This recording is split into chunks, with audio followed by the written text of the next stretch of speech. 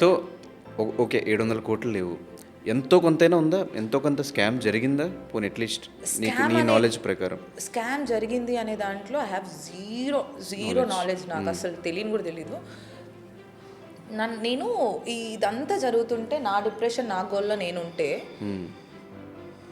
ఒక పర్టిక్యులర్ ఒక ఛానల్ వాళ్ళే ఏంటంటే అందరూ 700 కోట్లు అంటున్నారు, స్కామ్ అంటున్నారు, జగన్ అంటున్నారు, భారతి అంటున్నారు, ఇదన్నీ అంటున్నారు.